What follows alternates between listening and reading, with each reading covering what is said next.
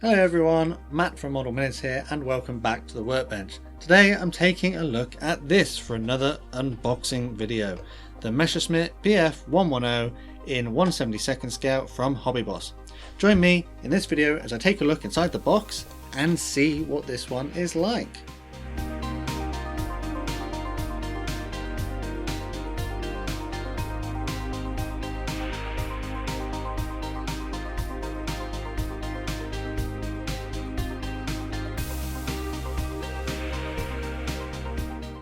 So starting out on the front cover, we've got the familiar sort of box style that Hobbyboss do.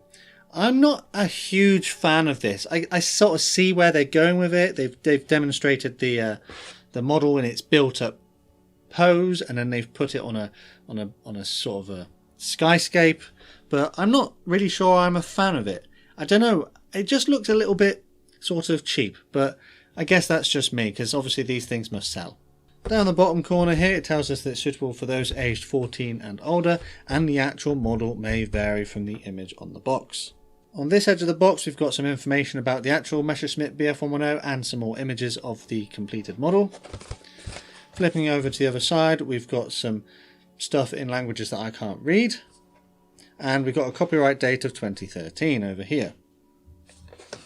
On the back we've got nothing, and then on the edges we've got the same information as on the front. But we do have the kit number here, 80292. So let's open the box and see what we've got on the inside. Now I think the last Hobbyboss kit I had sort of had things laid out nice and neat, whereas this is all just sort of thrown in.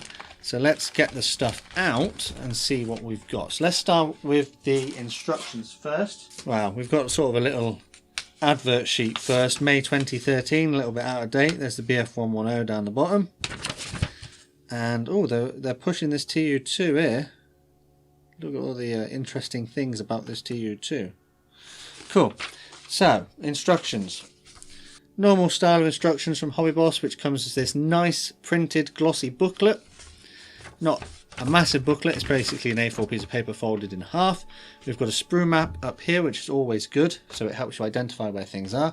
We've got some decals, and then we've got only a couple of steps. Hobbyboss likes to pride themselves on being sort of simple and easy to construct kits.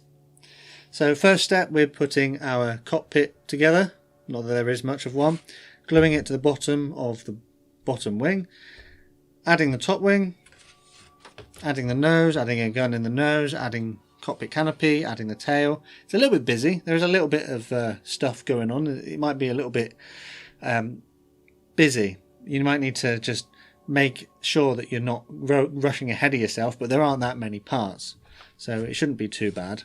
Constructing the engine, and it looks like the propeller can rotate freely if you're careful with your glue, and then adding the landing gear there. It doesn't specifically say that you can display the landing gear bays closed, but I imagine that you would be able to, as long as you just glue the covers over rather than sort of open. And with that, let's flip over and see what we've got. So two paint schemes. The first one on the left is sort of the green and underside blue of a Bf110 in Norway in 1941. And then we've got one based in Germany in 1942, which looks to be sort of a night fighter version, all in black, but it doesn't come with any extra sort of radar stuff that I'm pretty sure Bf110s might have been fitted with in that period. But hey, you know, this could be completely accurate. Down here we've got colour callouts for various different companies, but obviously some of them they've not filled in because there isn't a direct conversion. But that's alright, because you can always Google it online and see if you need a different one. These are a little bit small for my liking. I'd like them to be a bit bigger so I could really know what I'm painting. And you've got all your decal placement numbers here as well, which is again a little bit busy, but shouldn't be too difficult to follow as long as you take your time. So that's that. Let's take a look at these decals next then, and they come sealed in their own little bag. They love to put stuff in bags, so they are taped with the protective paper over the top. Oh, they're sort of stuck a little bit there. There we go. So Hobbyboss decals, from my recollection, are generally quite good. They do feel a little bit thick, and they do seem a little bit thick, but they don't look too bad. Various insignia here. The crosses for the wings, the printing is quite good. There's a little blemish there. Then we're coming down, we've got our registration codes. There is a sort of odd sort of sheen to these transfers, which I don't see very often. It's almost like they've been dusted with flour, but there's nothing coming off in my hand, so I don't really know what that is. Perhaps it's just part of the film. And then those eagle eye viewers there might be able to spot that there are certain transfers there which are not indicated on the box, which are for historical accuracy. So they've been included if you want to use them or not. But yeah, decals look okay in general. There's quite a lot of them there actually. For a sort of manufacturer who does easy kits, supposedly, that's quite a lot. So if you're not a fan of decals, maybe this wouldn't be the kit for you. But that being said, it might not be too difficult. But yeah, generally not too bad. So now let's take a look at all the parts, and we get 1, 2, 3, 4, 5. Like every single sprue or part comes in its own bag. And whilst yes, that's probably good for quality control, and making sure that these don't get damaged in transit, that is a lot of plastic, and I don't really think that we needed that much plastic, Hobbyboss. So much plastic that I don't think we really needed. And then we had that one on the decals as well, so yeah, that's a lot.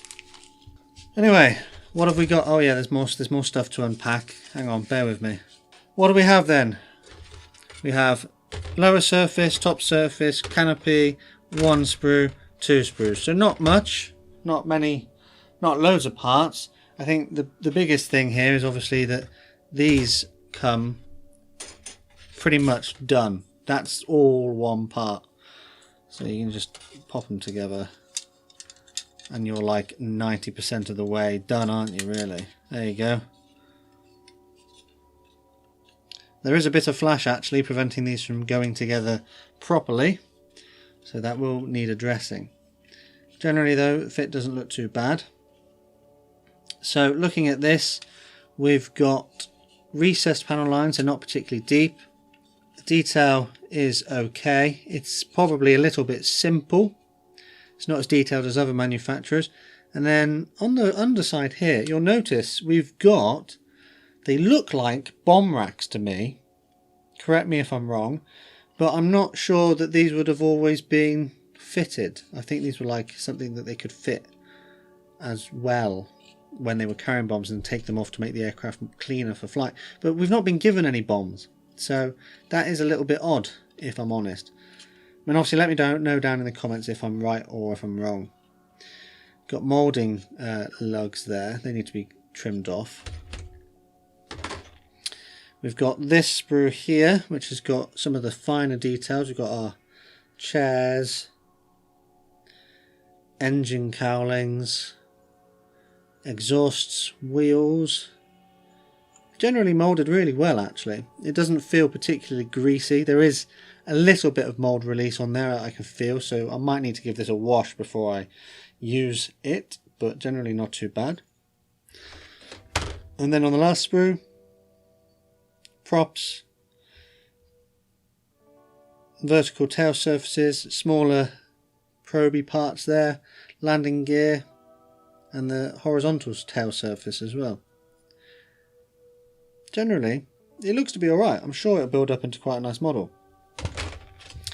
Cockpit canopy comes in one piece and it's got moulded holes for various components which go inside there. Again, looks okay. I can't see any deformations. No major scratches, and it's crystal clear. It's actually some of the most clear parts I've ever seen. Quite good. There was one thing that I did notice though earlier, and it has made me question this. So we know that Hobbyboss is like simplified kits, but I'll see if you can see this. So this here, that's the machine gun for the tail gunner, and it seems awfully big. You know, it's quite a a big gun. I'm not sure that in real life they would have been that sort of bulky. Like if we get the box artwork back, so if you look on the box artwork there, it just seems to protrude just a lot, doesn't it? It's like 10% of the fuselage length. It just seems massive to me. I mean, I could be wrong. It could be that big, but like it looks bigger than. Obviously, I know they would extend further inside the fuselage, but like the barrel seems thicker than that. So I don't really know. I don't know. What do you think? Do you think that they molded it a bit big and it should be smaller, or what? Because it just looks massive to me. It looks like a huge gun. It's like a 37mm cannon. But yeah. Maybe my scaling's off by eye. But yeah, on the whole, it doesn't look too bad. Maybe a bit simple for those of you who love a really detailed kit. But if you're just starting out in the hobby, probably exactly right level for you to come and build it. Maybe the paint scheme wouldn't be the easiest to do, especially if you go through all of this mottling here. But the black one certainly would probably be fairly easy to do. But anyway, I'll bring the box back and then we'll talk a little bit about the history of this kit. And here we are. The tooling for this dates from 2013, so it's not a particularly old model. And the last time this model apparently was released was 2013. So this is the only release of this kit to date that I am aware of. I would imagine that they would probably look at releasing it with slightly different paint schemes, or maybe as a slightly different variant in the future. But as far as I'm aware, that has not yet happened. So if you wanted to get one of these for yourself, it would appear that around the time I'm making this video, that there are stocks of this available in different places, retailing for about the £10 mark here in the UK, which does seem sort of about right. I mean, this is certainly in line with Airfix and Revell offerings, seeing as it's got two paint schemes, it's got relatively good detail.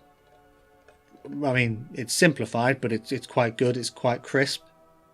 And to be honest, it looks to be quite a good representation of the Bf110. I think I built an Airfix one, a really old Airfix one, many years ago. And like in review of my own memories, it doesn't seem to be quite as nice as this. But then I suppose that probably was just a feature of the time in which it was made. But anyway, let me know down in the comments, what do you think of this kit? Is this a kit that you'd be tempted to get? And would you like to see me build it on my channel? Which version do you want me to do? Do you want me to do the green version or the night fighter version? I know this is probably more interesting to look at visually, but this would obviously be much simpler to do for a beginner. But swings and roundabouts, I suppose. So whilst you're down in the comments, also feel free to let me know any other suggestions for kits you might like to see in the future as well. Before I sign off, shout out to my patrons and channel members. Massive thanks to these guys on screen for the extra support they give the channel. Finally, last thank you is to you for watching this video, and I'll see you on the workbench again next time.